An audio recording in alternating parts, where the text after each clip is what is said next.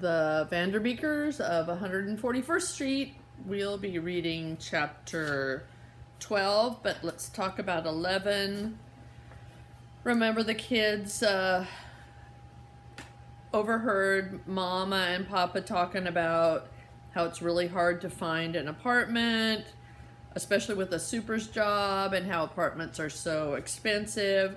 And then they talked about how they might have to move to Ottenville, and then the kids were worried about, well, what about the neighbors that they love so much, and what about the violin teacher, and so they're very upset.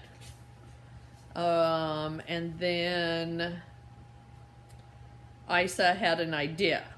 Okay, so it says this part, it says Sunday, and the book started on Friday, so only Friday and Saturday have happened, so now it's Sunday. Chapter 12. Help us save our home! Sign our petition! Only takes a minute! Mr. Johnson, please sign our petition. Hey, Miss Walker, did you hear about us having to leave our home? Want to sign our petition? A cold front had entered New York City the night before, and temperatures had plunged into the 30s.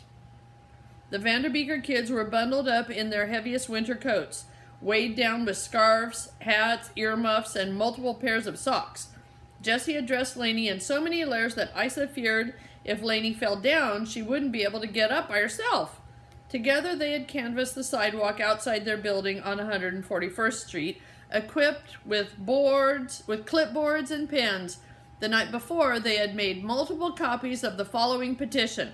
Save our home. Mr. Biederman, the landlord at the Red Brownstone on 141st Street, refuses to renew the lease held by the Vanderbeeker family. Without the Vanderbeeker family, there would be a decline in happiness and quality of life in Harlem. Don't let it happen.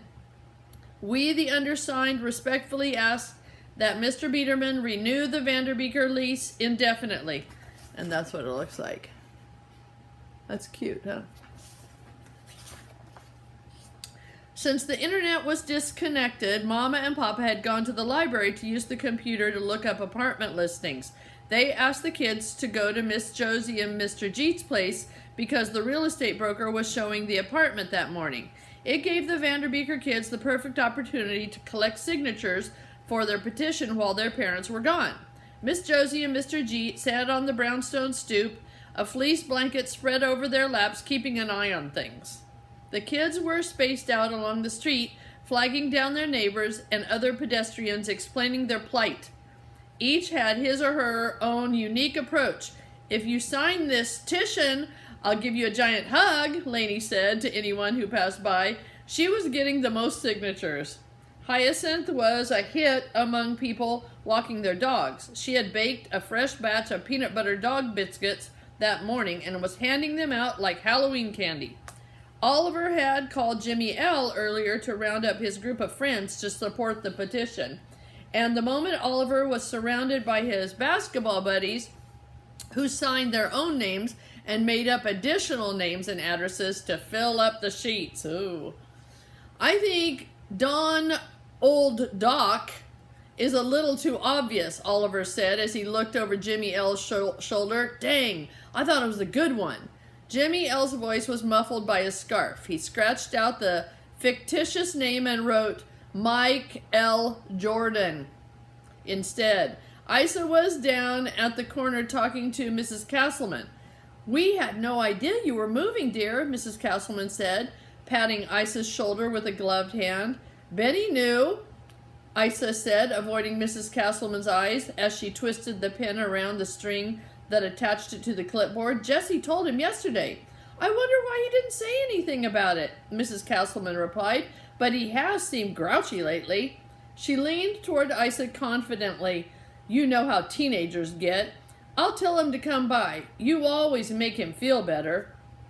Isa reached out and grabbed Mrs. Castleman's arm. No, it's okay. I'll stop by the bakery soon. Isa's strange visit with Benny the previous day was still bothering her. She handed Mrs. Castleman the clipboard. Do you want to sign our petition? We're trying to convince the Biederman to let us stay. Mrs. Castleman abruptly dropped the clipboard and it clattered to the street. Isa bent down to pick it up, and when she rose, she saw that Mrs. Castleman's face had turned pale. Mrs. Castleman, is everything okay?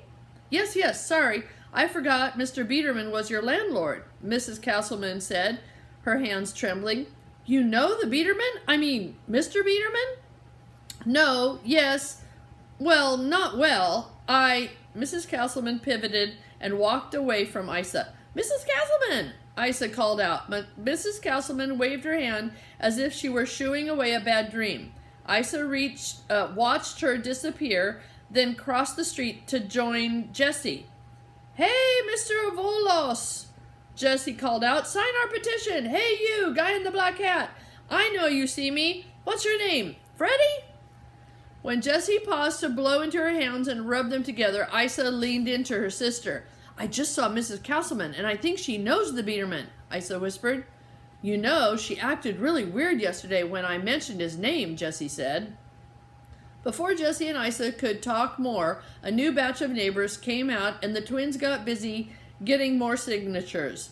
When the Vanderbeeker kids had been out for about an hour, they convened back at the brownstone. Miss Josie and Mr. Jeet looked relieved to go inside. My bones are chilled, Miss Josie said, as she led the way to the front door. Come on, Lainey dear, let's go inside and warm up with a little visit from Paganini. Lainey put on her panda jacket, collected Paganini, and grabbed the small Christmas tree before heading to the second floor. Pausing before Miss Josie and Mr. Jeet's door, she looked up at the third floor. It was very dark and very creepy up there. Lainey set Paganini's carrier on the doormat and then carried the little tree upstairs. The stairs felt uneasy, as if they would collapse. Was the brownstone trying to keep her from going upstairs? Lainey held the tree tighter and went up 3 more steps. She knew the Biederman needed a Christmas tree more than anyone. She got up to the 3rd floor, set the tree right in front of the doorstep, and hurried back down to the 2nd floor and knocked on the door. It opened immediately. My dear Panda Lainey, said Miss Josie after glancing at her little friend wrapped in her panda attire. Panda Lainey stepped inside and said hi to Mr. Jeet while Miss Josie busied herself chopping carrots, pouring glasses of milk, and setting out a plate of raspberry jam cookies. Panda Lainey unzipped Paganini's bag, and the little rabbit hopped out with a flourish, gazing around for something edible, nose twitching rhythmically. Finding nothing, he made his way over to the bookcase and attempted to dig a hole through the carpet. Mr. Jeet held a small piece of carrot in his hand. Paganini, come, he commanded. Paganini, hearing the voice of the man who gave him delicious carrots, hopped over and was rewarded by a treat and a gentle ear rub. Panda Lainey took turns giving the command. Paganini responded regardless of where Lainey went in the apartment. For his final test, Panda Lainey went into Miss Josie and Mr. G's bedroom, then called, Come!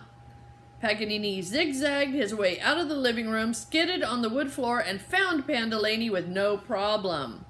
He did it! Panda Lainey cried, jumping up and down and almost knocking down a vase filled with wildflowers onto the carpet. Mr. Jeet laughed with a funny hee-hee-hee-hee. Together, Mr. Jeet and Panda Lainey worked with Paganini a few more minutes before ending their training session.